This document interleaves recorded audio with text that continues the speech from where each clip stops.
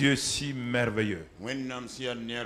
Dieu en qui il n'y a aucune forme de variation. Nous nous tenons dans ta présence ce matin. Nous te remercions pour ta fidélité. Nous te bénissons pour ta grâce infinie. Ce matin, nous nous appuyons sur ta bonté. Nous disons merci Seigneur pour tout ce que tu fais dans nos vies. Et ce matin-là, que nos cœurs s'ouvrent et que la grâce de Dieu soit manifestée dans le précieux et glorieux nom du Seigneur Jésus-Christ. Asseyez-vous dans sa présence, que la grâce de Dieu soit avec vous. Alléluia. Alléluia.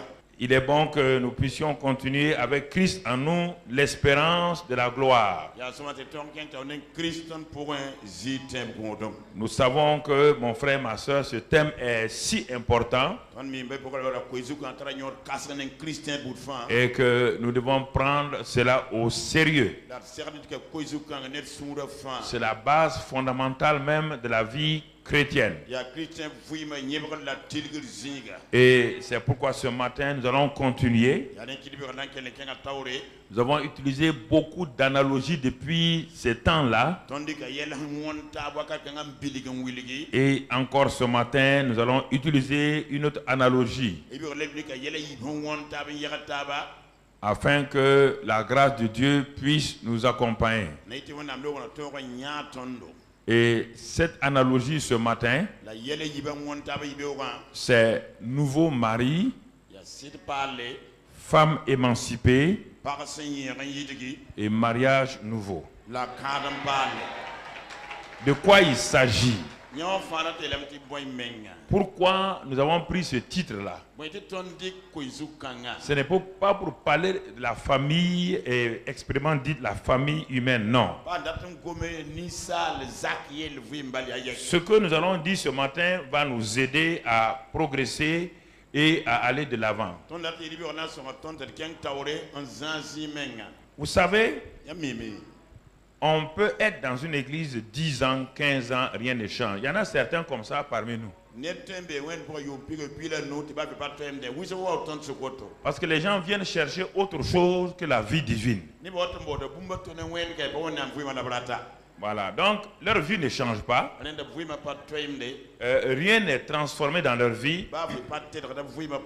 Ils sont là parce que le dimanche, ça fait bien de venir dans une assemblée. Mais je crois que la grâce de Dieu, la compassion de Dieu peuvent aider nos frères et sœurs qui sont encore dans de telles situations. Ils sont malheureux, mais vraiment, ils n'ont pas la paix ni la joie.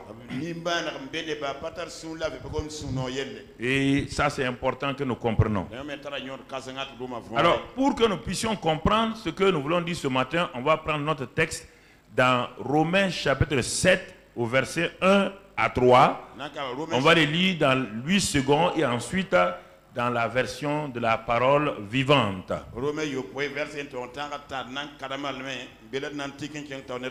Romains 7, verset 1 à 3.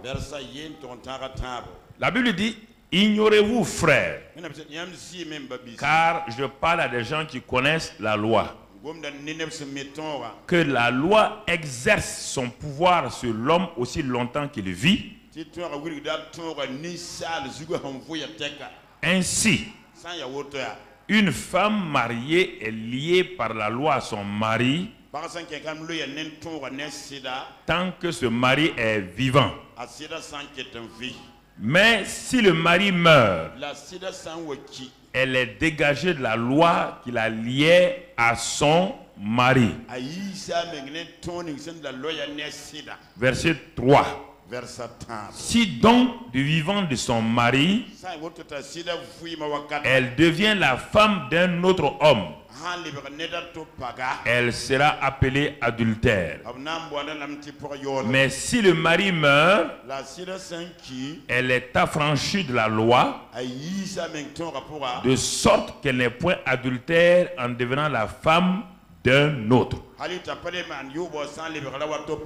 Voici la parole du Seigneur. On va plus tard revenir sur la parole et quelques extraits de la parole vivante. Ici, l'apôtre Paul nous introduit dans une image vraiment qui représente la corrélation qu'il y a entre un mariage naturel et le mariage spirituel que nous avons avec Christ.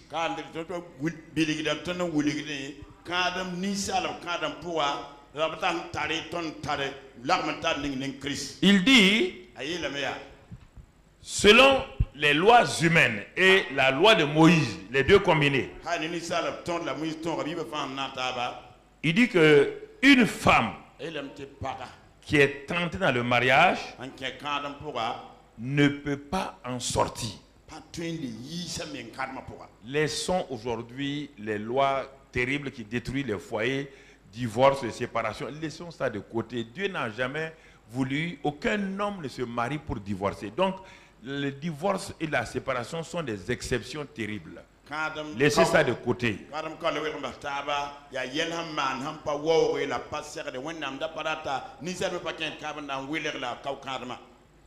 Il est dit, depuis que le monde est monde, quand les gens se sont mariés en commençant par Adam et Ève,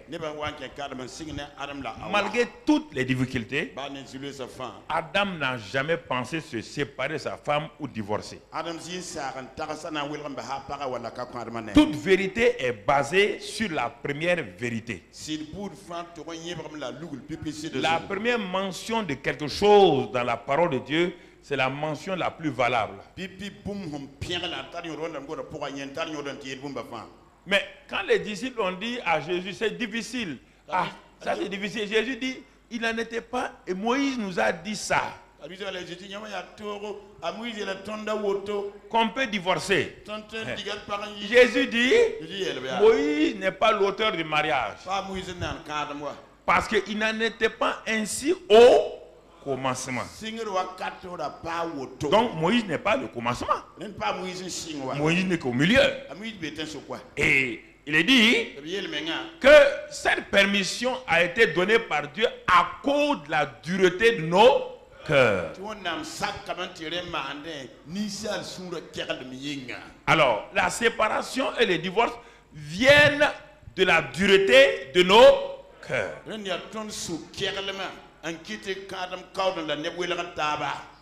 Alors, ça veut dire quoi exactement? Dieu nous parle ce matin. Sur le plan naturel, un homme et une femme se sont mariés. C'est pour l'éternité. Il dit maintenant, ce mari-là, mon frère, au niveau spirituel, on l'appelle la loi. Il dit, la loi là, elle est tellement difficile. C'est un mari très difficile. Et même on dit que c'est un mari un peu tyran sur les bords.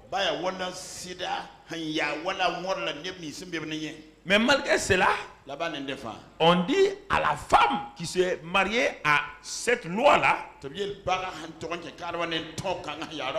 qu'elle doit rester mariée tant que son mari est vivant, tant que la loi est vivante, tant que la loi est là, tant qu'elle n'a pas été supprimée. Ah. Seigneur, qu'est-ce que nous pouvons tirer de ce premier élément? On a pris plusieurs analogies pour faire nous comprendre Christ en nous, l'espérance de la gloire.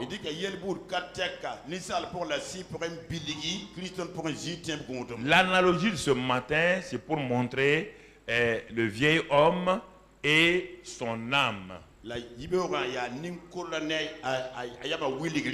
Le vieil homme, notre esprit non régénéré, c'est le mari.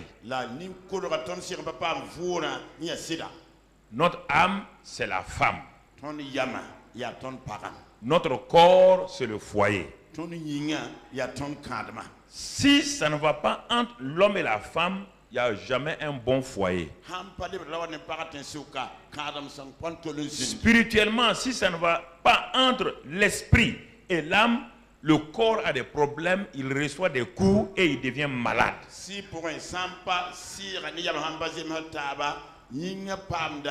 Comprenez ça profondément. Je dis encore, parce que notre corps, c'est le logement de l'esprit et de l'âme.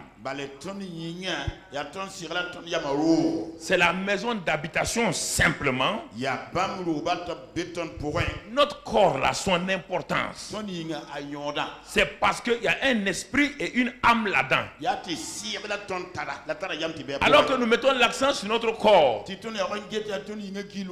notre esprit, notre âme s'en vont, même sans être malade, le corps est couché, il est mort.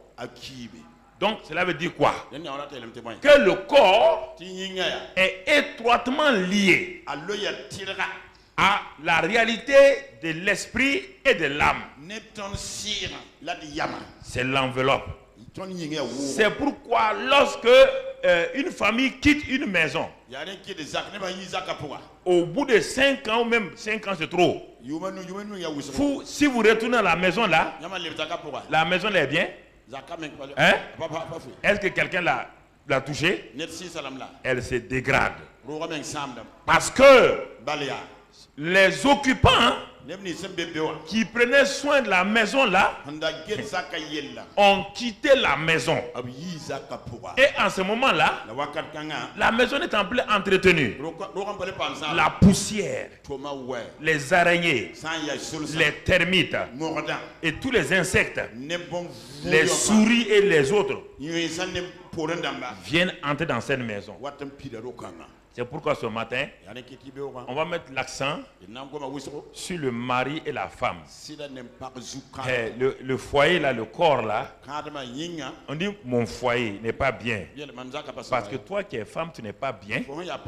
Et ton mari aussi n'est pas bien quelque part. C'est ce qui fait que ton foyer n'est pas bien.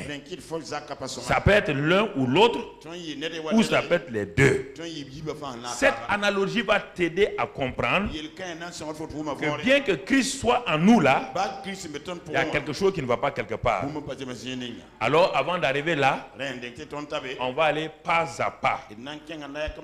Pas à pas. Est-ce que tu peux me lire le verset 3 en français courant? Français courant, verset 3. Si du vivant de son époux, oui, elle se donnait à un autre homme, elle serait taxée d'adultère. Après le décès de son conjoint, elle est légalement libre et ne commet donc pas d'adultère en épousant quelqu'un d'autre. Donc la voie unique pour que cette femme-là ait notre mari, il faut quoi? Que le mari actuel fasse quoi? Meure. On va aller doucement. Que le mari actuel meure. Quelle que soit sa dureté, sa tyrannie. On dit que si la femme là s'en va à cause de la tyrannie de l'homme là, aller coucher avec un autre homme, elle est adultère.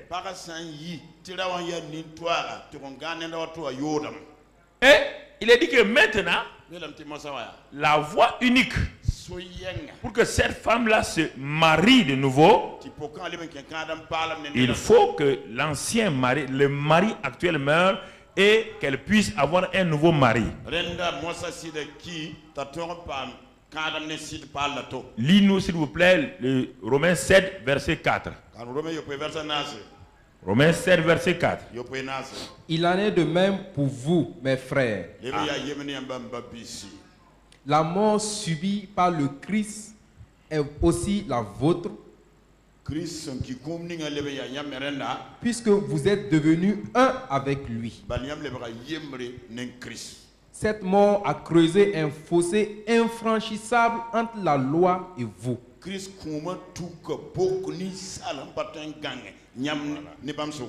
Alors, ok, verset 4 seulement.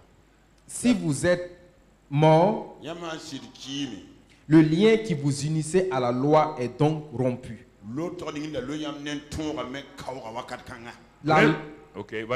La loi n'a plus de pouvoir sur vous. Vous êtes par conséquent libre d'appartenir à un autre, de contracter une union avec lui. Je veux dire, avec le Christ, le ressuscité qui vous a arraché à la mort avec lui. Unis à lui, vous pouvez à présent porter des fruits pour Dieu et accomplir ce qui lui est agréable. Amen. Voilà, donc maintenant on va venir sur notre thème Christ en nous. Qu'est-ce qui fait que ça ne fonctionne pas? C'est tout ça, jusqu'à Pentecôte, c'est sur ça qu'on va rester pour qu'on voit. Je vous ai dit que chacun de nous doit avoir le courage de se regarder. Être baptisé d'eau, toutes ces choses-là, c'est bien. Être même consacré, c'est formidable. Mais tout ça là, ça n'a pas de sens si tu n'as pas compris la révélation de la vie de Christ en toi.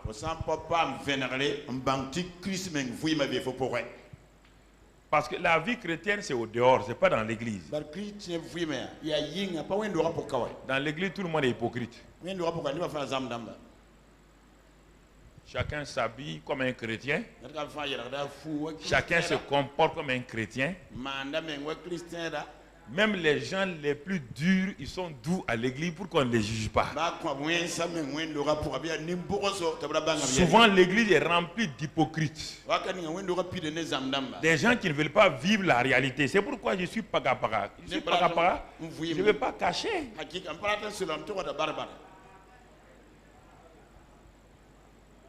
Non. Il ne faut pas jouer à la sainte ni touche. Alors que tu as la sainte, c'est quoi autre chose?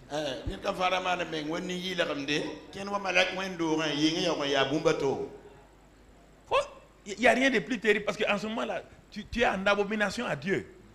Hypocrisie. Tu es en abomination à Dieu.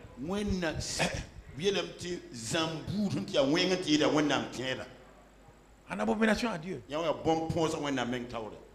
Une fois, il y a un pasteur qui a posé une question dans une église. Il dit qu'est-ce qu'un chrétien spirituel?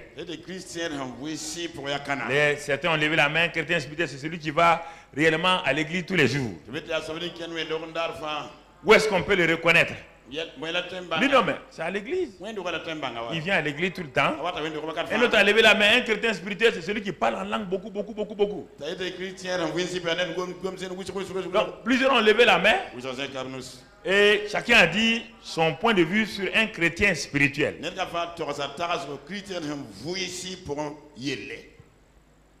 Le pasteur s'est arrêté, il a regardé. Il dit, c'est ça le chrétien spirituel. C'est celui qui donne les dîmes et les offrandes. Il dit c'est ça. Vous avez lu tout ça là-haut? C'est dans leur pensée. Alors, le pasteur dit, le chrétien spirituel, si vous voulez le découvrir, allez dans sa maison. C'est dans sa maison. Quand il est avec son mari ou sa femme, quand il est avec ses enfants, allez-y là-bas. Vous allez découvrir si le gars là est spirituel ou pas. Il y a une femme qui était assise au 3e rang. Sans savoir, elle a crié. Donc, si c'est ça là, moi je suis exclu. Hein. Toute l'assemblée a éclaté de rire. Et puis elle n'a pas su qu'elle a parlé. Elle n'a même pas su. Elle dit, si c'est ça là, non, elle n'est pas spirituelle. Pas dans sa maison là. Dans sa vie au dehors là. C'est autre chose. Il y a des choses qu'il faut dépouiller pour que les gens ne rentrent pas dans des cadres d'hypocrisie inutile. Ça ne va pas vous aider. L'hypocrisie se manifeste surtout lorsque nous mettons le corps en avant. On l'habille, on l'entretient et notre attitude envers les autres change. Alors, regardons. On va aller donc de l'homme non converti jusqu'à ce qu'on arrive aux chrétiens nés de nouveau. Et cela va nous aider à comprendre notre thème de ce jour. Alors, premièrement, un homme non converti, c'est quoi? Ce qu'on appelle le vieil homme dans le langage spirituel. Son esprit n'est pas régénéré. Il est séparé de Dieu. Il ne connaît pas Dieu. Comme il est séparé de Dieu, il est lié à Satan et à sa nature. Dès le moment où Adam et Ève ont dit non à Dieu, la présence de Dieu s'est éloignée d'eux. Ils ont été séparés de Dieu. Et aussitôt Satan est venu, a fait d'eux des esclaves. Il a communiqué sa nature à Adam et Ève. Ce qu'on appelle la mort spirituelle. Adam et Ève ne connaissaient plus Dieu comme avant. Ils étaient plus sensibles et leur âme, leurs émotions ont commencé à prendre la première place.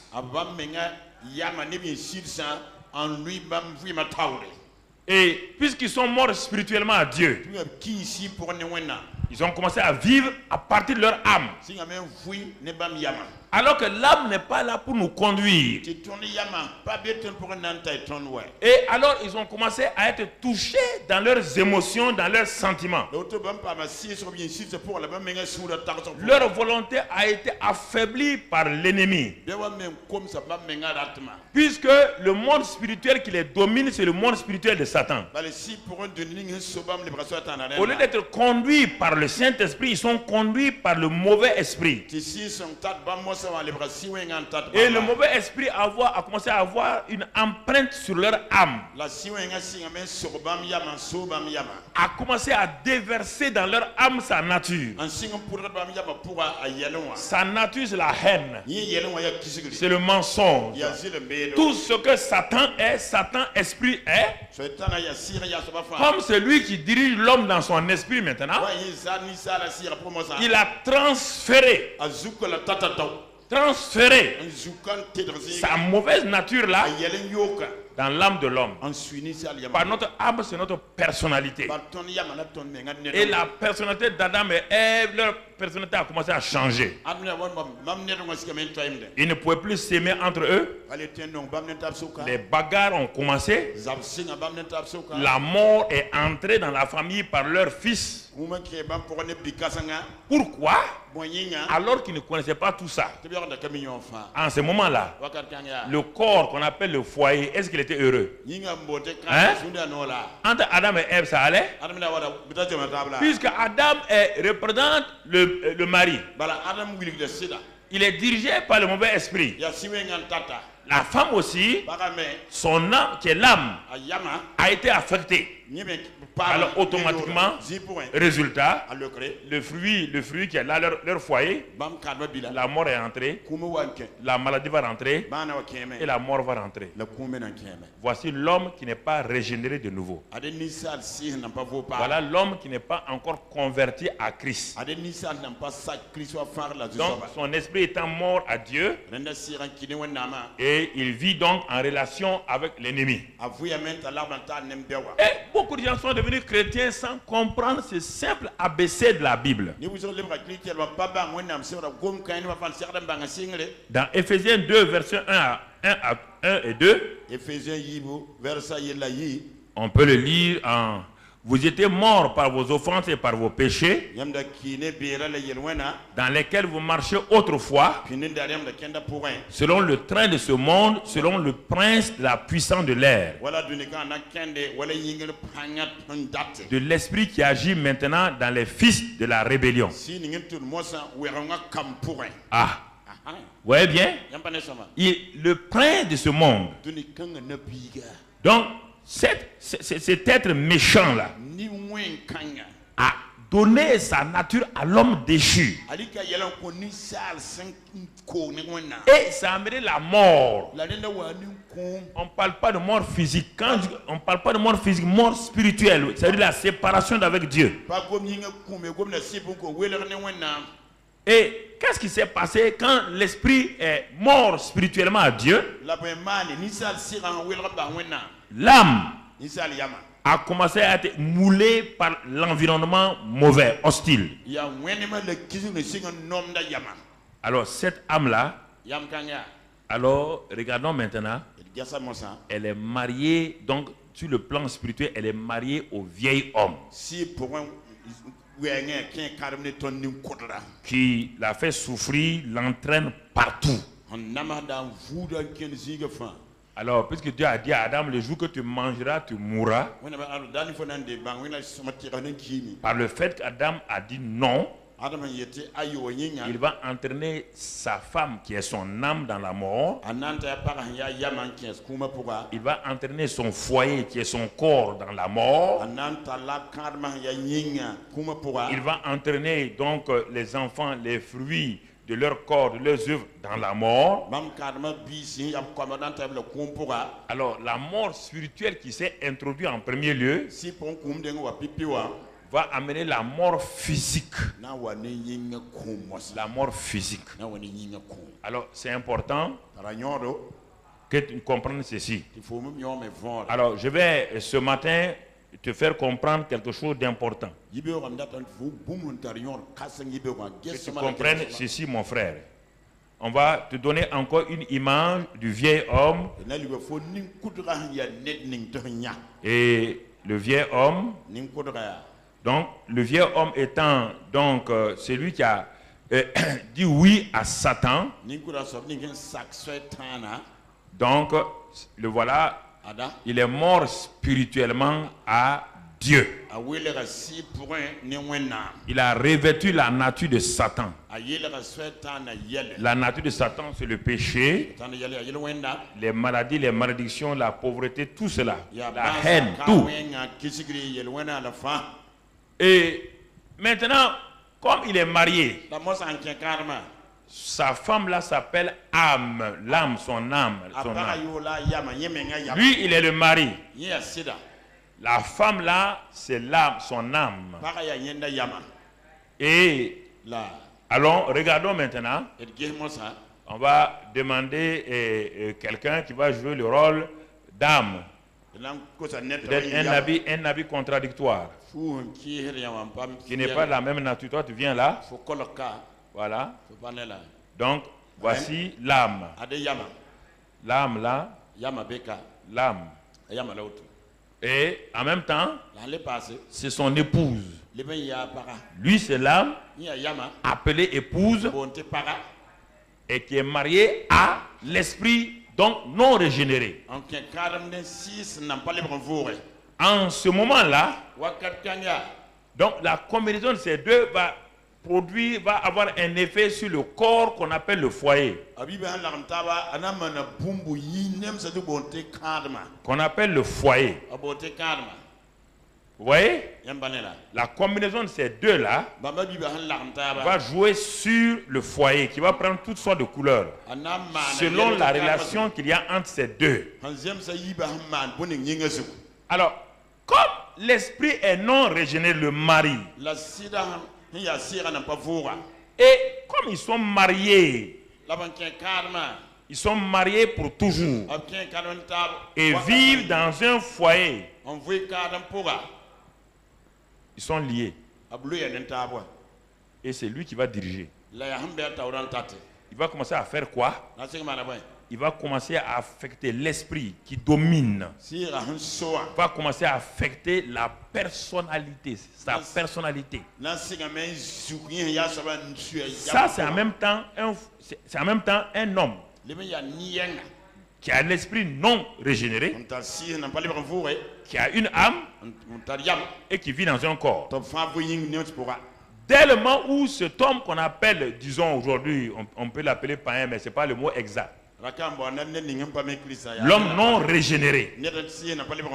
Dès le moment où il n'a pas la vie de Dieu, alors il ouvre la porte pour que son âme soit affectée. C'est là que les gens appellent rejet, les gens appellent toutes sortes de choses. Que ce soit des mots modernes ou pas des mots modernes, ça n'a pas de sens. Prenez tous les mots que vous voulez, c'est-à-dire que l'âme est affectée par la vie de l'esprit non régénéré.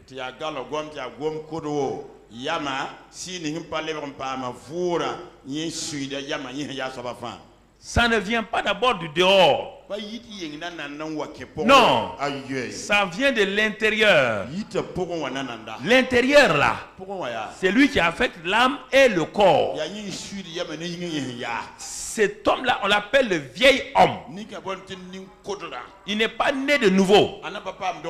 Il a un impact sur son âme et son corps. Il a beau prier, rien ne changera. Et c'est pourquoi il peut venir à l'église ici. Mais quand tu apprends les actes qu'il pose, les scandales qu'il fait, il ne faut pas être étonné. Il n'est pas régénéré. Et son âme continue à le suivre. Son âme continue à le suivre. Et tu comprends? Cet homme-là, ça ne va pas.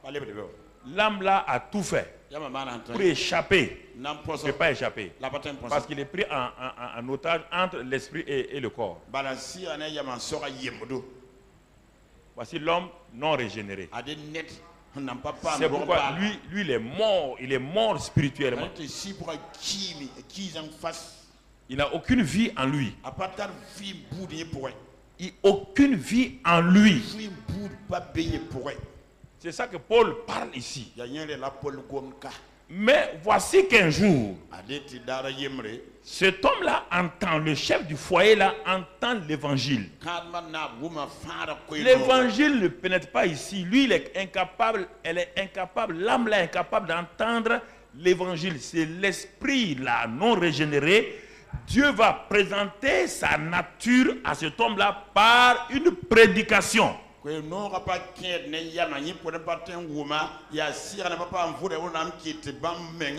jour, un prédicateur prêche.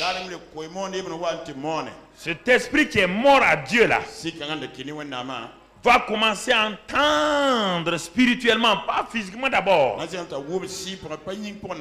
La parole, esprit et vie. La parole de puissance qui va au-delà de ses oreilles physiques, qui va au-delà de ses cinq sens.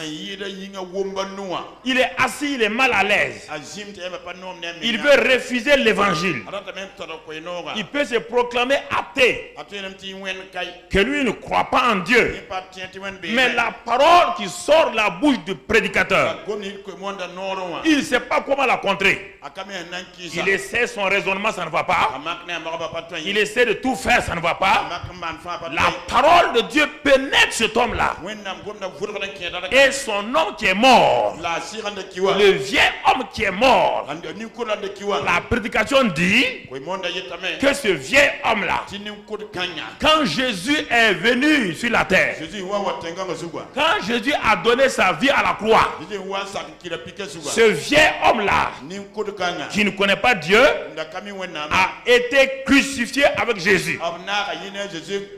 Et à partir de ce moment où il a été crucifié, ce vieil homme-là est mort avec Jésus. Alors cet homme-là qui est en train d'écouter, il y a un espoir. Il se disait athée parce qu'il croit que Dieu n'existe pas. Parce qu'il a tout fait, il ne voit pas Dieu. Mais ce jour-là, il ne comprend pas tout. Mais quelque chose à l'intérieur lui dit ce que l'homme l'a dit, c'est la vérité. Donc il y a de l'espoir pour moi. Donc c'est possible que j'ai une nouvelle vie. Oui, c'est possible. Et à un moment donné, le prédicateur dit, si tu crois, car celui qui croit a la vie éternelle. Celui qui accepte le témoignage du Fils de Dieu a la vie éternelle. Ça n'a rien à voir avec une religion. Je ne vous parle pas du christianisme. Ça n'a rien à voir avec les religions. Les gens disent que moi je suis chrétien, musulman, ça n'a rien à voir avec ça. Je ne vous parle pas de religion. La religion n'a jamais changé quelqu'un. Et elle ne peut même pas changer quelqu'un. Je parle la parole de vie. Alors écoute-moi. Maintenant cet homme-là, il dit, ah bon? C'est possible qu'il y ait un nouveau départ pour moi? Moi qui me disais athée, moi qui disais que ce n'est pas possible, que le péché n'est pas réel. Mais maintenant, quelque chose bouge en moi. Et quand l'appel est lancé, il dit, non seulement Jésus est mort pour vous, et vous êtes, votre vieil homme est mort avec lui. Jésus a été enseveli, et vous avez été enseveli avec lui. Et maintenant, ce n'est pas fini. Le troisième jour, Jésus est ressuscité. Et vous aussi, vous êtes ressuscité. Il dit, ah bon? Mais je ne suis pas encore mort physiquement. On dit, non, non. On ne parle pas de ta mort physique. On parle de ta mort spirituelle. Tu es mort avec Jésus à 2000 ans. Et tu es ressuscité avec Jésus à 2000 ans. Quand Jésus est mort, il t'a amené. Jésus, viens là. Quand Jésus est mort, il a pris ta vieille nature sur lui. Il a pris cette vieille nature. Il a porté sur lui. Et il a pris ta vie là. Et il a été. Donc vous êtes parti. Enseveli totalement. Mort, enseveli. Enseveli. Pendant 3 jours, il n'y avait pas d'espoir ici. Parce qu'il n'y avait rien. Le troisième jour, quelque chose va se passer, frère. Le troisième jour, ce n'est pas cet homme ancien-là qui est ressuscité. Non. Laissez-lui, lui c'est fini. Son cas est fini. C'est fini. Jésus a laissé le vieil homme-là dans l'enfer. Le corps de Jésus est allé dans le tombeau de Joseph d'Arimathée. Son âme est partie où? Dans l'enfer. Son esprit est parti où? Dans le ciel. La Bible dit qu'il rendit l'esprit au Père. Son corps a été donné à Joseph d'Arimathée. Son âme n'est pas dans le séjour des morts. Avec qui? Avec cet homme-là, ce vieil homme-là. Il a amené ce vieil homme-là. Et ils ont été ensevelis ensemble. Le troisième jour, Jésus est ressuscité. Quand il est ressuscité, Jésus a laissé dans le tombeau. Dans le tombeau, il a laissé cet homme-là, il l'a laissé là-bas. Mon frère, ma soeur, quand Jésus est ressuscité, qu'est-ce qui va se passer? Il y a une combinaison de 2 choses. Il est ressuscité en nouveauté de vie. En même temps, il va sortir avec une nouvelle race d'hommes. Il va sortir avec une nouvelle race d'hommes. Non seulement lui-même il est ressuscité, mais il sort avec une nouvelle race d'hommes. Et comme il a été glorifié, maintenant il ne s'appelle plus Jésus, il s'appelle Christ. Parce que Jésus ne peut pas rentrer en moi. Et ce Jésus-là, appelé Christ, c'est l'homme nouveau, le nouveau mari. Et brusquement, la femme découvre qu'elle a un nouveau mari.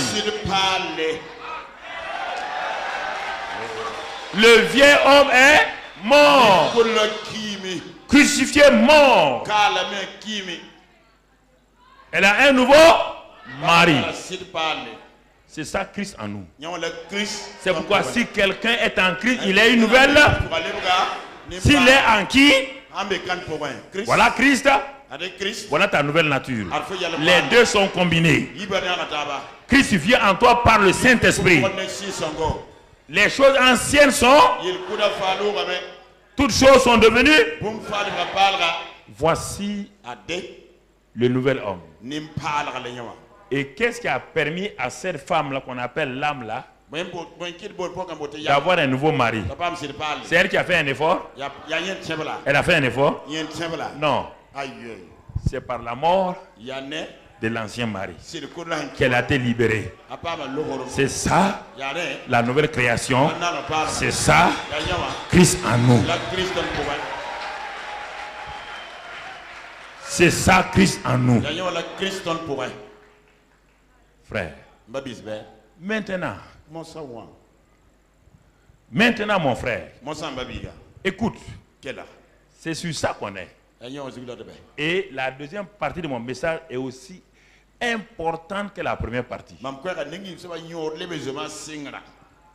Voici maintenant l'âme. Est-ce qu'elle est régénérée? Elle est née de nouveau? Est-ce que le corps est régénéré? Est-ce que le corps est né de nouveau? Alors ce qu'il faut, il y a un nouveau mari ici. Première chose, l'âme doit reconnaître qui? Ça sera automatique? Ça sera automatique? Alors, Christ en toi là, est-ce que tu l'acceptes automatiquement? Parce que ton ancien mari t'a tellement tyrannisé que tu es... En tout cas, il a de beaux habits. Hein? Mais est-ce que ma vie là, est-ce que... Non, c'est ça, écoutez. Écoutez. Mais l'âme n'a pas changé. Cette âme a été forgée pendant des années. À ce qu'on appelle les mensonges, les rejets, la colère, toutes ces choses-là. Et quand on est né de nouveau, l'âme n'est pas née de nouveau. C'est l'esprit qui est régénéré. Une âme qui vit dans le doute, même quand vous lui présentez l'homme nouveau, est-ce qu'elle croit automatiquement? Alors, il faut me répondre parce que vous-même, je vous dis, depuis janvier, il dit Christ en vous. Même ça encore vous. Quand vous regardez votre vie que vous menez chaque jour et Christ en vous là, il y a comme la nuit et le jour. Donc, c'est ça. Je suis en train de parler de ta vie. Il faut regarder bien. Tu ne parles de ta vie, ce n'est pas quelqu'un d'autre, c'est toi. C'est toi, mon nom, c'est toi. Pasteur, c'est toi. Même toi qui es pasteur, regarde bien. Ancien, c'est toi. Tu ne crois pas ça. Je ne suis pas en train de te faire une doctrine. Ça, c'est la réalité. Mais, mon frère, c'est lui qui dirige maintenant. Le mari nouveau est là. Mais l'ancien mari avait habitué son âme à trop de choses négatives. Le nouveau mari doit diriger maintenant la famille. Il faut d'abord que la femme le reconnaisse. Lui n'a aucun problème. En lui, il y a tout. Toutes les bénédictions pour sa famille sont déjà là. La paix est là. L'amour est là. La joie est là. La guérison est là. La bonne santé est là. Tout est là. Mais l'âme a appris à vivre avec un tyran. Un homme malade. Un homme qui le fait souffrir. Alors qu'est-ce qu'il faut? On dit l'âme, il faut commencer le processus de restauration. Le processus de restauration maintenant, c'est que il y a, Jésus l'a dit, l'homme ne vivra pas de pain seulement. Le processus de restauration ne commence pas par le corps. Se nourrir de pain, non. Le processus de restauration va commencer par l'esprit. On dit l'homme nouveau, sa nourriture, c'est la parole. Son sens, c'est la foi.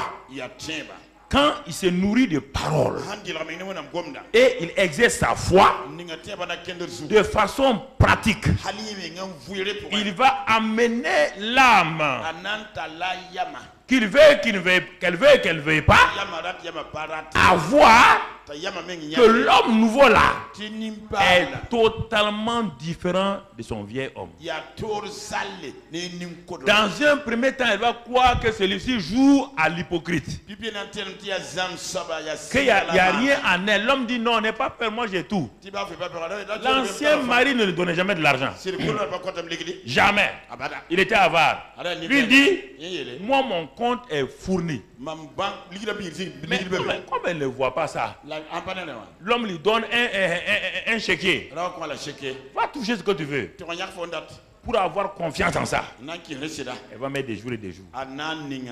Parce que son ancien mari refusait de lui donner quoi que ce soit.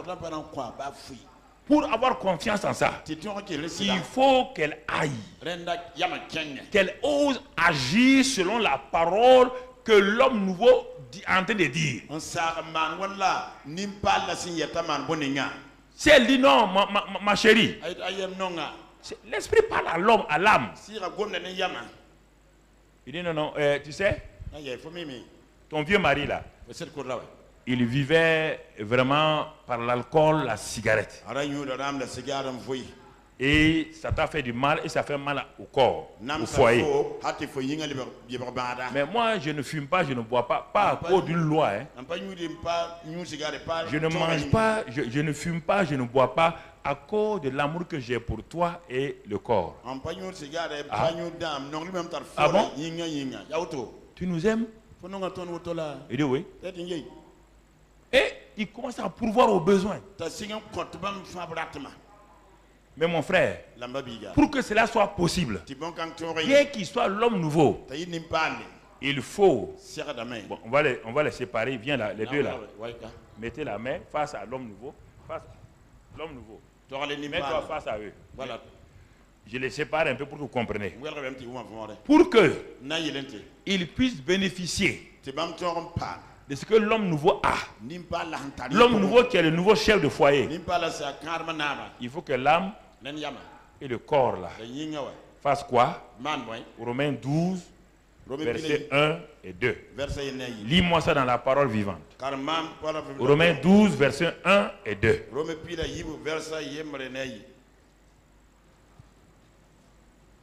Romains 12, versets 1 et 2. Il a tout. Il a tout. Tout ce dont l'âme et le corps ont besoin, tout est ici déjà. Rapidement. Et je vous demande donc, frères, à cause de la bonté que Dieu vous a témoignée, de lui consacrer votre être tout entier. Tout votre être tout entier. Lui, il est déjà consacré. Lui, il est totalement nouveau. Ce n'est pas à lui qu'on parle. On parle à l'âme et au corps. Tu vas voir tout de suite là. On parle à l'âme et au corps. Écoutez la suite. Que votre corps. Votre corps, lève la main, corps. Vos forces. Vos forces. Tout ce qui est dans... Tout ce qui est là, toutes les forces que le corps a. Et toutes vos facultés. Vos facultés, oui. Soient mis à sa disposition. Voilà. Soient mis à la disposition de qui? De lui là. Allons-y après. Comme une offrande vivante. Cela se fait parce que tu fais confiance en lui. Alors tu t'offres à lui. Sans retenue. L'ancien mari te violait. Violait ta conscience. Te poussait à faire des choses que tu n'aimes pas. Mais le nouvel homme ne te dit pas, il dit non. Il veut que tu t'offres toi-même volontairement. Que tu aies confiance en lui et que tu t'offres à lui. C'est pourquoi il est venu avec l'amour, la joie. Chaque fois qu'il agit, quand il parle, tu es étonné. Tu dis, ah, ça c'est vrai ça. L'autre n'était pas comme ça. Ça c'est vrai ça. Mais à un moment donné, tu vois que ce qu'il fait là, c'est durable. Qu'est-ce que tu fais? Tu as entendu maintenant? Il dit, ma chérie, offre-toi à moi. Il parle de ton corps. Parce que l'autre te violait, pour offrir même ton corps à lui, c'est difficile. Mais maintenant qu'il y a l'amour ici, maintenant qu'il y a la paix, il y a un bon traitement, que le corps s'offre à lui là, c'est pas un problème. C'est avec joie, c'est avec paix. Est-ce que vous comprenez? C'est ça. Mais ce n'est pas fini, continue. Comme une offrande vivante, sainte et qui plaise à Dieu. Ok. Voilà, une offrande vivante. Va au verset 2. Ne vous coulez pas simplement dans le monde de tout le monde, dans la moule de tout le monde. Ça, on parle maintenant à lui là, à l'âme. Continue. Ne conformez pas votre vie aux principes qui régissent le siècle présent. On parle à l'âme, l'âme là. Ton vieux homme là, ton vieux mari là, tu es habitué à ça. Des choses bizarres que vous faites. Et tu avais des émotions négatives. C'est pourquoi tu es rempli de peur. Tu es rempli d'amertume. Tu ne comprends pas. Il dit c'est fini. Ne te conforme plus à ça. Le nouveau mari là est capable et continue. Pour que, ne copiez pas les modes et les habitudes du jour. Les modes et les habitudes ne viennent pas ici, c'est là.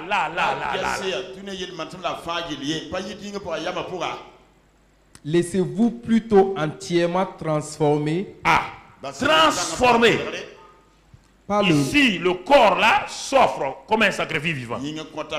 Ici, il faut une transformation par quoi? La parole que lui dit là. C'est ça qui doit transformer l'âme. L'âme. Il dit non, je t'aime. Il n'y a aucun problème. Au départ, il hésite. Au départ, il se retient. Au départ, l'âme l'a dit, la femme âme là, c'est elle est femme et âme. Elle dit au nouveau mari là, tu es sûr? Tu m'aimes? L'autre là m'a fait souffrir. L'autre rit. Elle lui montre tout le temps de bonnes choses. À un moment donné maintenant, et lui dit, si tu veux avancer avec moi, ne te conforme pas aux choses que tu as apprises avant. Ne regarde plus ça.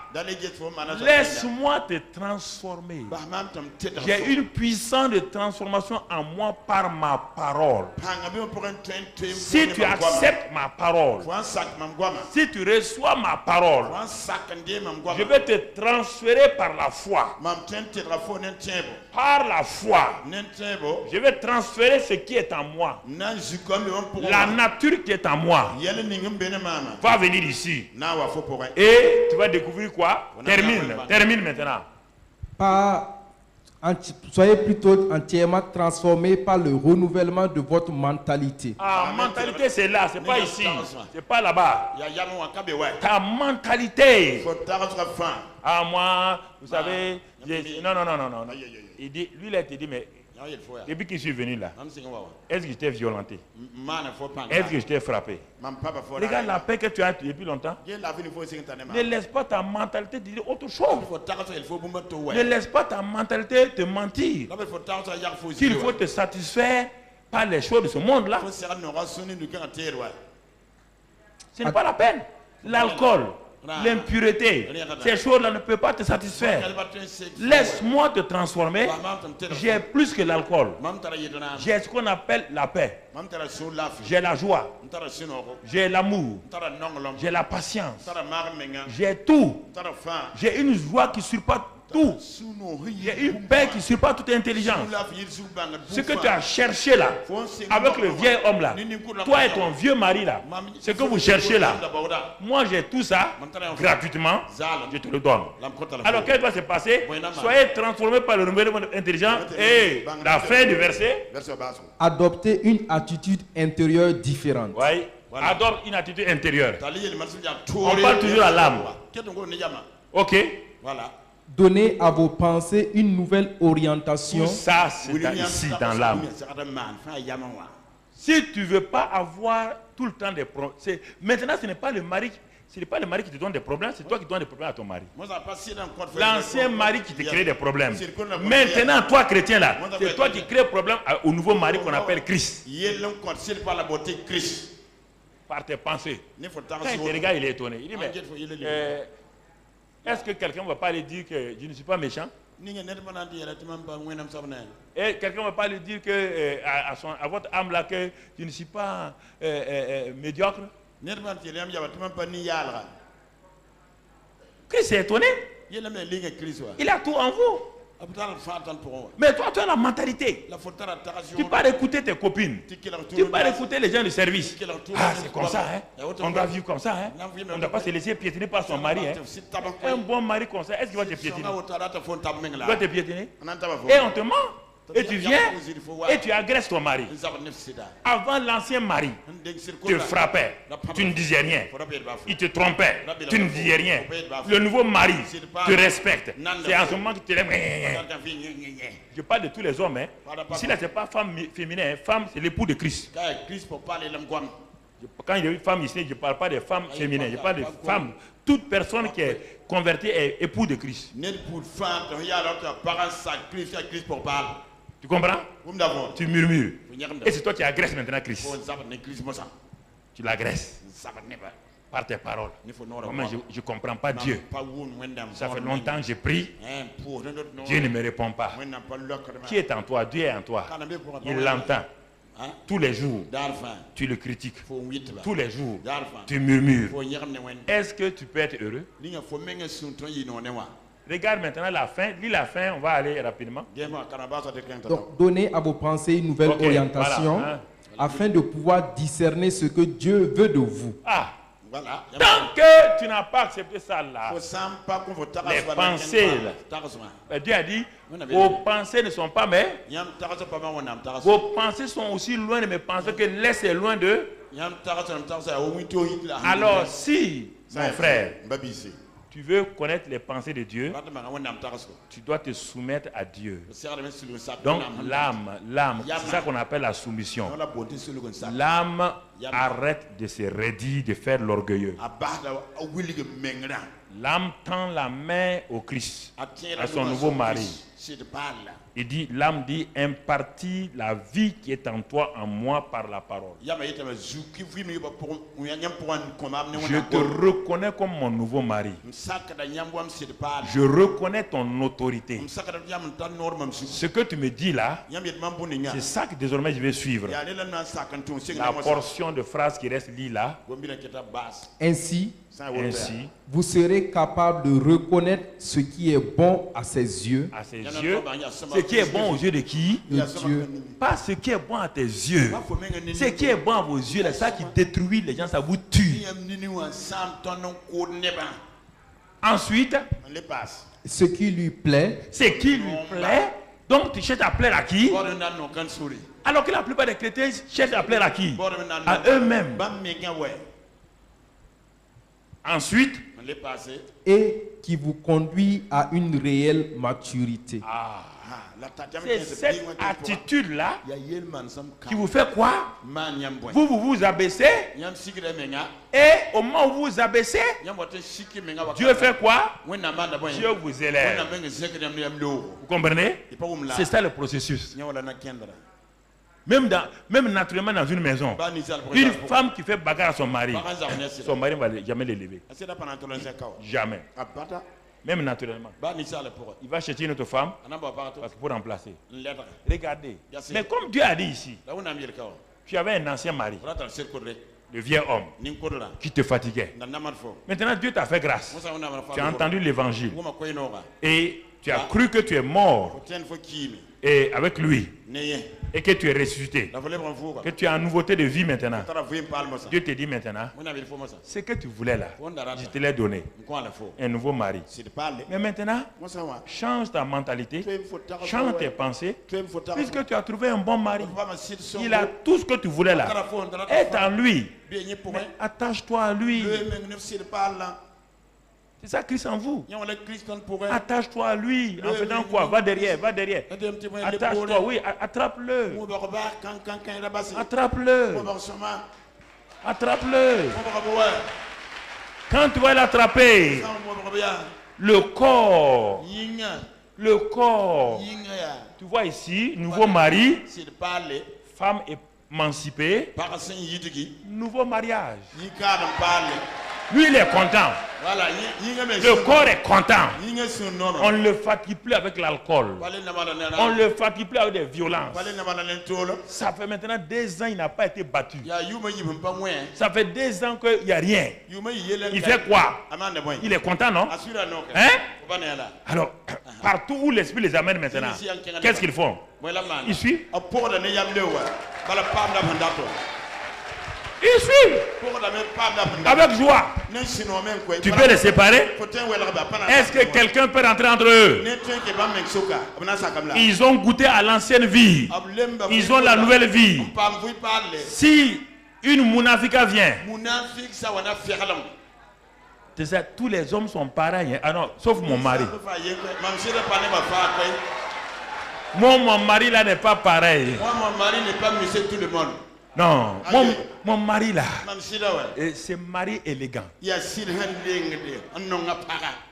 C'est mari haut de gamme. Elle s'en va. Une autre vient parta. Elle vient. Il dit, ah bon? Tu sais, il y a un nouveau modèle qui est venu là. Ça coûte 500 000, 800 000. Et comme ton mari là, tu m'as dit qu'il était avare, non? Non, ça c'est mon ancien mari. Non, tous les hommes sont pareils. Tu veux l'argent? Comme ils ne te donnent pas l'argent là, viens. J'ai trouvé un nouveau lagui là. L'argent là coule partout. Il va te donner l'argent. La femme l'a dit. Voici mon nouveau lagui. Il me donne tout. Il me donne tout. Tout ce dont j'ai besoin, il me donne. Tu vois pas? Tu me vois pas maintenant? C'est ça. Je vous pose la question là. Le nouveau mari là, est-ce qu'il peut faire quelque chose sans la volonté, sans la soumission de l'âme, de la femme? Alors, vous voulez prier et vous refusez. C'est que Christ est en vous. Ça peut aller? Hein? Ça peut aller? Ça ne peut pas aller? Il y a 2 sortes de chrétiens. Reprenez place là, reprenez place. Toi, tu te mets devant et les 2 se mettent ici là. Il parle, il dit, j'ai la paix, j'ai la joie pour toi. J'ai vu que tu es beaucoup attristé. Mon âme, tu as battu. J'ai la joie pour toi. Et l'âme se met à genoux. Oh, dit Saint-Esprit. Saint-Esprit. Esprit de Dieu. Viens. Donne-moi la joie. J'ai déjà la joie pour toi. Tu veux quelle joie encore? Tu veux quelle joie? Mais quand je te parle, viens prendre la joie. Change tes pensées. Ne mets plus tes pensées sur ta vie passée. Car je suis un nouveau mari. Tu refuses ça. Et toi, tu ne peux pas prier. La prière là va faire quoi? Puisqu'il y a un nouveau mari qui a tout ici. Qui va venir te donner ce que ton mari seul a. Ceux qui sont au dehors là n'ont rien. Ceux qui sont autour là n'ont rien. Ce sont les flatteurs. C'est lui qui a tout. Et il est en toi. Il t'a béni de toutes les bénédictions. Mais tu ne veux pas. Tendre la main simplement. Dis que j'accepte. Comment tu vas vivre? Comment tu vas vivre? Et c'est ça qui fait la tristesse, l'échec. Beaucoup de chrétiens. Ils sont des bons chrétiens.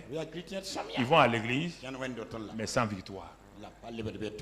Le fait d'aller à l'église ne fait pas de vous un bon chrétien.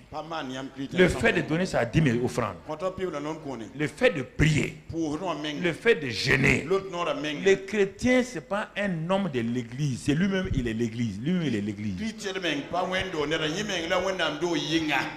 Ce sont ces choses-là qui appartiennent à l'église bâtiment. Ça, c'est les chairs de l'église.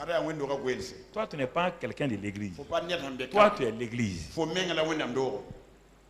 Et c'est pourquoi, quand tu es au service, tu es toujours l'église. Quand tu es en voyage, tu es toujours quoi? L'église. N'importe où tu es toujours quoi? L'église. L'église, ce n'est pas ici. Ce qui appartient à ici, ce sont ces choses-là qu'on laisse. Quand on s'en va, est-ce qu'il bouge? Est-ce qu'il bouge? Tout ce qui bouge ici n'appartient pas là. Ça, c'est pour nous mettre à l'aise contre le soleil. Ce bâtiment, c'est pour nous mettre à l'aise et pour nous permettre d'aller là. C'est fini. Dès qu'on quitte là-dedans, ce bâtiment n'a plus de valeur. C'est nous qui donnons valeur à ça. C'est lui-là qui donne valeur à ta vie. C'est lui. Si tu ne marches pas avec lui, personne, ni le pasteur, ni le prophète, ne peuvent être utiles. C'est lui. Christ en vous, la défaite, hein? L'espérance de la. L'espérance de la. Voilà, frères et sœurs. Levez-vous. Enlève ça là, plus dans là-bas.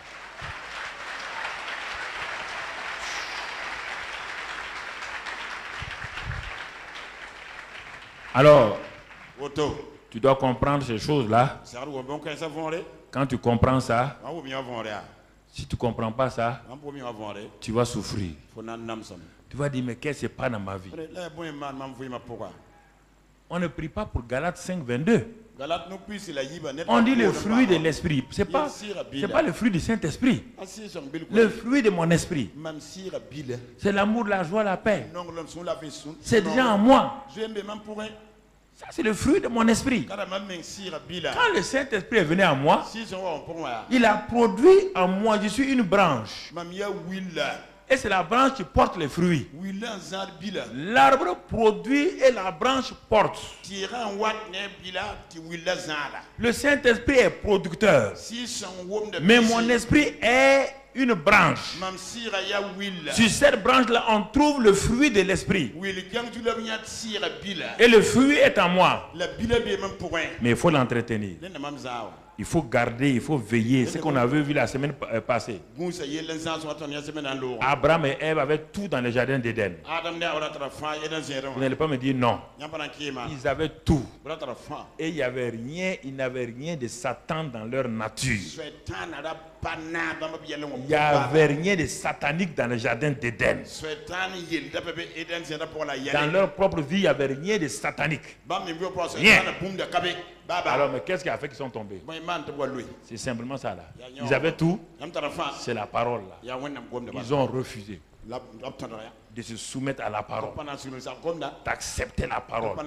Alors que Dieu leur avait dit qu'il y a un arbre de vie. Un arbre de vie qui donne la même vie que celle que j'ai. Parce que Adam et Ève n'ont pas la vie éternelle encore. Et la seule chose que Dieu leur demande, c'est de prendre la vie éternelle. Puisque l'arbre de la vie existait, l'arbre de la vie était là. Dieu n'a pas dit monter au ciel pour l'avoir. L'arbre de la vie était là, à côté d'eux. Il était là, dans le jardin. Là. La même main qui a pris l'arbre de la connaissance du bien et du mal là, la même main pouvait prendre l'arbre de vie. Ta même foi qui fait le mal là, ta même foi là peut prendre les choses de l'arbre de vie. Mais tu ne veux pas. Non, nous on est habitués, vous savez.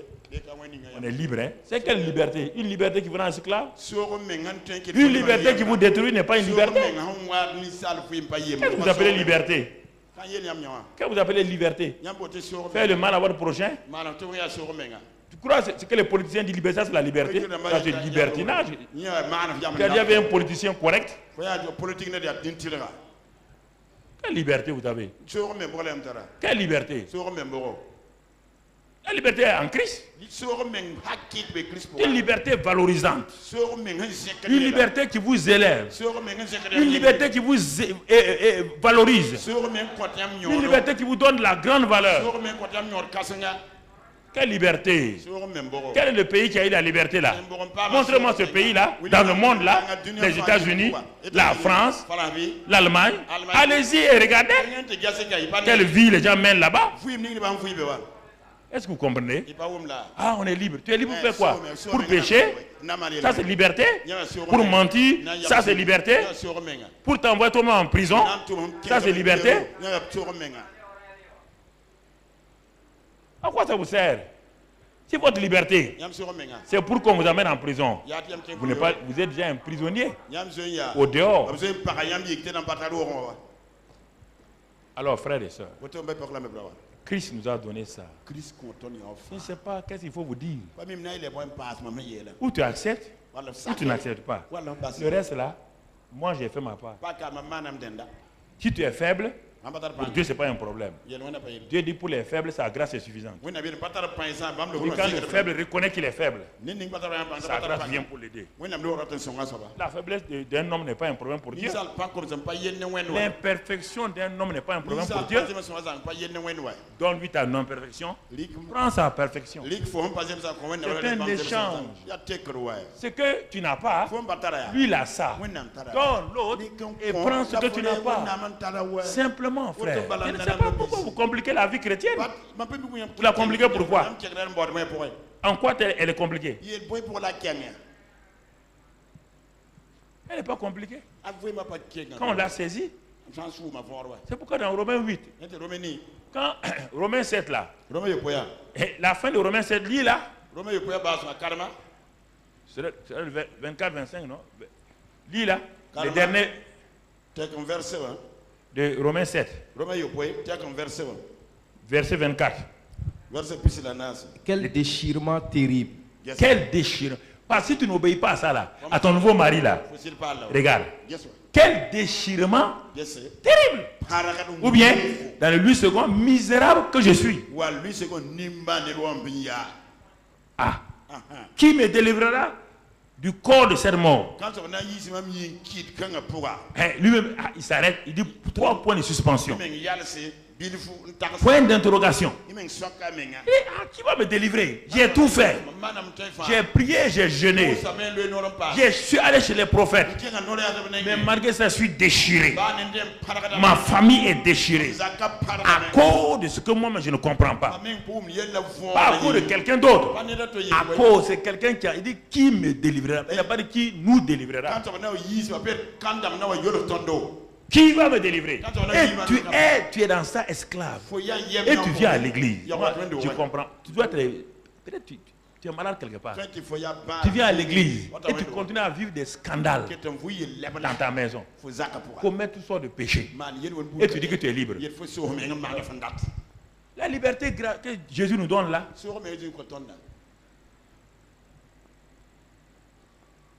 Il dit grâce soit rendue à Jésus-Christ. La solution se trouve en qui? Il a dit grâce à Moïse. Il a dit grâce à Ésaïe le prophète. Il a dit grâce à Élisée l'homme moins. Il a dit grâce à Jésus-Christ. Et la vie nouvelle commence. Romains 8 versets 1 et 2. Rapidement. Mais maintenant, now. Maintenant. On parle de toi maintenant. Toi là, maintenant. Maintenant. Que tu as entendu le message là. Si tu as cru à ça. Maintenant. Là, dans ce bâtiment là. Maintenant, il y a quoi pour toi? Il y a quoi pour toi? Il n'y a plus de condamnation pour ceux qui appartiennent à ceux qui sont en Jésus-Christ. Pour ceux qui sont en verset 2. Car nous vivons à présent sous un nouveau régime. Nous vivons maintenant sous un nouveau régime, ça veut dire un nouveau mari. Ça, c'est pas une promesse. Si tu veux, tu refuses. Sinon, actuellement, nous vivons sous un nouveau régime. Et regardez, même naturellement, même les pays, quand il y a un nouveau régime, les gens s'opposent à ça, il y a des problèmes. Ça, c'est imparfait. C'est ça. Qu'est-ce que tu gagnes avec ton vieil homme? Tu gagnes quoi avec ton vieil homme? Il y a des femmes qui aiment ça. Que son mari vienne la battre chaque jour. C'est pour pouvoir dire au pasteur, mon mari me bat chaque jour. Il faut prier seulement. Sœur, priez pour nous. Mon mari me bat chaque semaine. Elles sont contentes de ça. Elles ne peuvent pas dire de bonnes choses parce qu'il n'y a pas de bonnes choses dans leur pensée. Elles aiment aller dire, priez pour moi. Mon mari là est un coureur de jupons. Tu vois, il était avec Fanta. Maintenant c'est Geneba. Après c'est Bintou. Priez pour moi. On te dit que non, mais les gens aiment ça. Il y a des gens qui aiment être des martyrs pour des causes perdues d'avance. Dieu. Ah. Bonne santé. Depuis que moi je suis né, mon père, ma mère n'ont jamais eu bonne santé. Mais ma santé est fragile. Mais le nouveau mari t'a donné bonne santé. Non. Priez pour nous, pour que je puisse supporter mon sacerdoce. La souffrance, là, c'est un sacerdoce. Ouais, il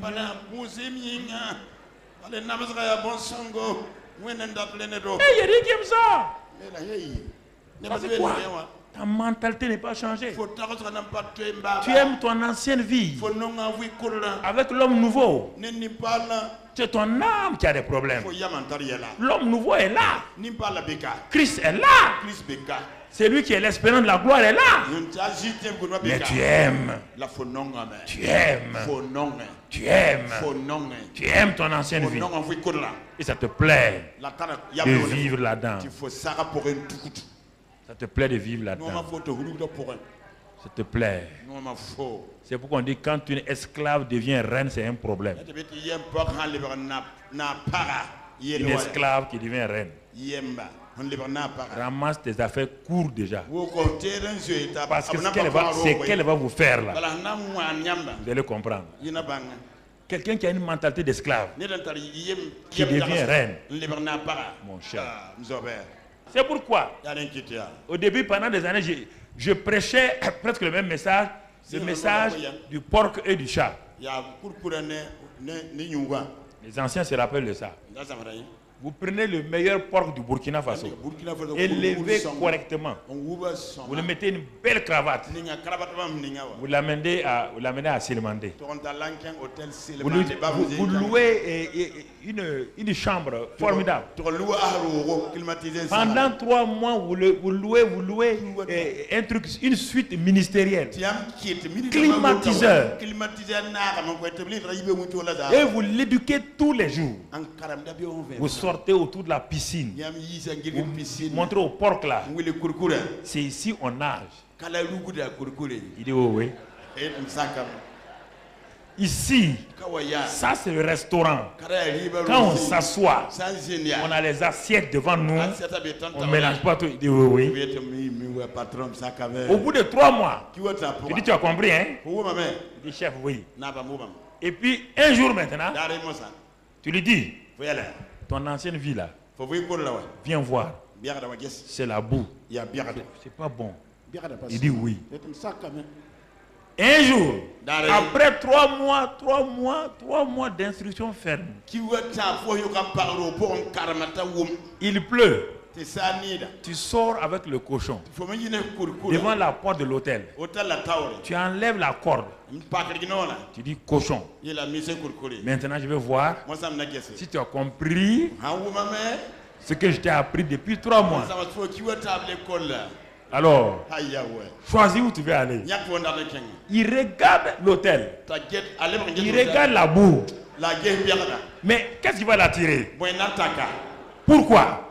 À l'intérieur, il y a quoi? Il y a la boue. La boue attire la boue. À l'intérieur, il n'y a pas de carreaux dans le porc. À l'intérieur, il n'y a pas de chambre climatisée. À l'intérieur du porc, c'est la boue. Il regarde. Qu'est-ce qu'il fait? Directement dans la boue. Il nage là-dedans. Et puis, il est à l'aise, oui ou non? Il est à l'aise. C'est sa nature. On ne peut pas amender le vieil homme. On ne peut pas. N'essayez pas. Ne perdez pas votre temps à prier. Vous ne pouvez pas changer le verbe par la prière. C'est d'accepter ça. Mais le chat, quand tu verses l'eau sur le chat, l'eau sale, qu'est-ce qu'il fait? Qu'est-ce qu'il fait? Il n'aime pas ça. Il n'aime pas la saleté. Parce que sa nature c'est ça. Alors mon frère, ma soeur, regarde ça. Regarde. Verset 2, tu as lu ça? Car nous vivons à présent sous un nouveau régime. Un nouveau régime. Celui du Saint-Esprit. Cet esprit nous donne la vie qui était dans le Christ Jésus. Voilà, il nous donne la vie qui est dans le Christ Jésus. Et nous introduit dans la communion avec lui. Cette puissance vivifiante de l'esprit me soulève hors du cercle vicieux du péché et de la mort. C'est ça.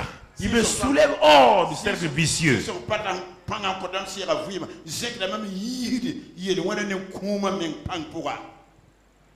Cet ordre nouveau me permet d'échapper au régime du mal qui me menait à la ruine. Voilà. Il me permet d'échapper. Ok, vous voyez là? Mais maintenant, il faut simplement se soumettre à Christ.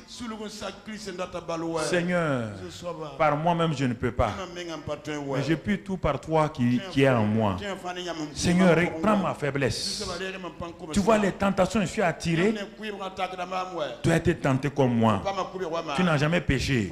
Alors, Seigneur, sois ma force. Sois ma force. Et tu prends ta bouche, tu parles.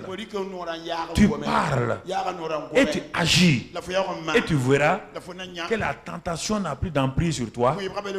Que tu ne vas plus tomber régulièrement.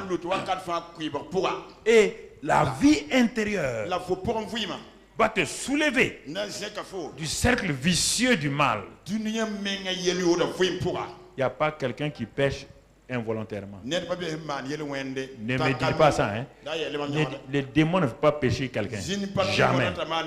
On te dit toujours les œuvres de la chair. C'est de l'adultère, ce n'est pas un démon.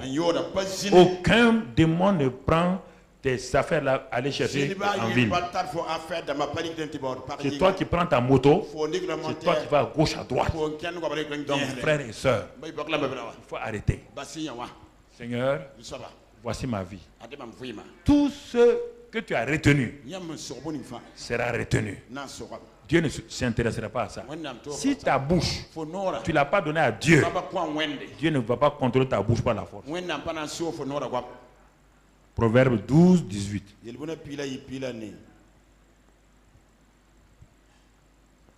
C'est-à-dire la personne qui parle légèrement blesse comme un glaive, comme une épée. Mais la langue des sages apporte la guérison. Alors, c'est ta langue qui va apporter la guérison dans tout, dans ton âme et dans tout. Et pour terminer, 3 Jean 2. 3 Jean 2. Regarde bien. Puisque ma langue apporte la guérison. C'est pourquoi il dit, bien-aimé, je souhaite que tu prospères à tous égards et sois en bonne santé comme prospère l'état de ton âme. Il dit, sois prospère. C'est-à-dire que dans ton esprit, tu es prospère. L'esprit va envoyer ça où? Dans ton âme.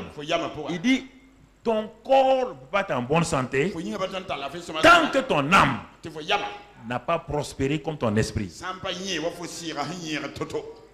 Il dit, c'est pourquoi il dit, sois en bonne santé comme prospère l'état de ton âme. Beaucoup de gens sont malades. Les docteurs ne peuvent rien. Ils sont malades dans leur âme. Ils ne veulent pas prospérer selon l'esprit.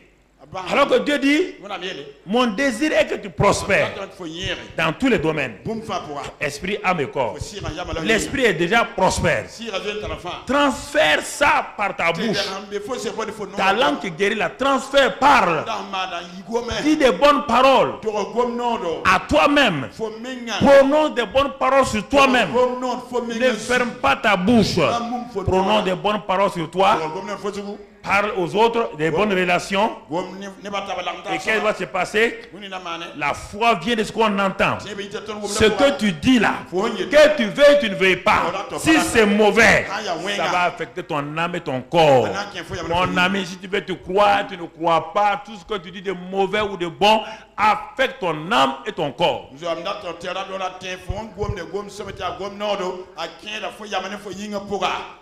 Je ne suis rien.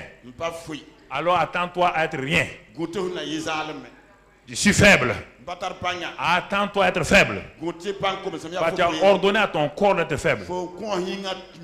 Quand tu dis je suis fatigué, ton corps dit quoi? Le patron a parlé, ton corps fait quoi? Il sent la fatigue, c'est comme ça. La foi vient de ce qu'on entend. Mon mariage n'ira pas. Mon mariage n'ira pas. Il y a une femme de pasteur qui a tué son mari comme ça. Son mari a eu une attaque et un autre pasteur est venu pour prier. Il est sorti de l'attaque cardiaque. Et maintenant, sa femme là était dans la cuisine en train de laver ses affaires. Et son mari de l'autre côté, elle parle. Fais attention, hein. Fais attention à toi. Ah, tu sais, hein?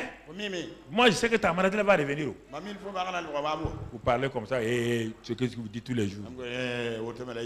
Je sais. Le pasteur lui dit, mais pourquoi tu parles comme ça?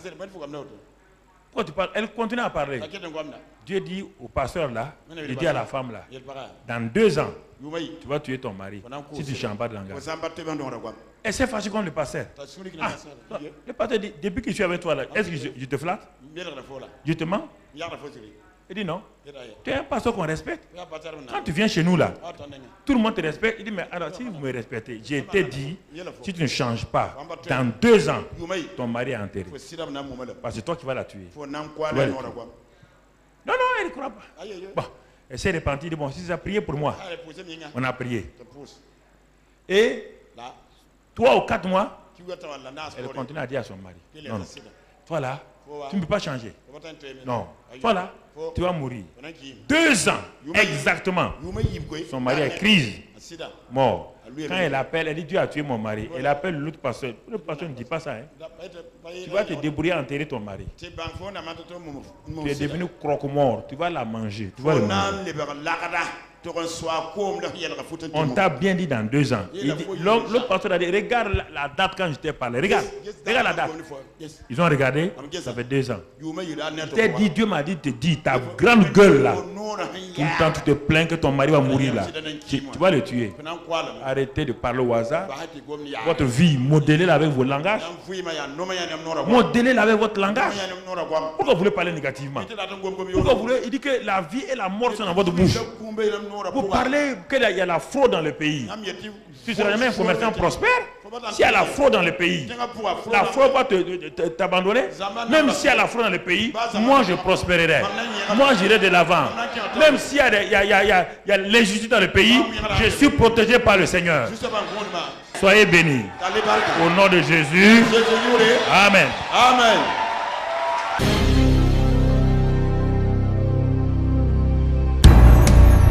Lève tes mains devant Dieu. Lève tes mains. Dis avec moi, Seigneur. Je suis dans la victoire. Je renonce aux œuvres de la chair. Je renonce à toutes les choses que Satan veut me donner. Car il veut me piéger en me disant de ne pas consacrer ma famille à toi, de ne pas consacrer mes biens à toi, de ne pas consacrer ma vie à toi. J'ai compris que je t'appartiens entièrement. Ma vie t'appartient. Ma famille t'appartient. Mes biens t'appartiennent. Mon avenir t'appartient. Mon pays t'appartient. Ma maison t'appartient. Tout ce qui est sur la terre, c'est toi qui les as créés. Et tout t'appartient, Seigneur. L'or et l'argent t'appartiennent. Les animaux des champs t'appartiennent. Les troupeaux sur les collines t'appartiennent. C'est ta parole qui le dit, Seigneur. Ma propre vie t'appartient. Au nom de Jésus. Amen. Amen.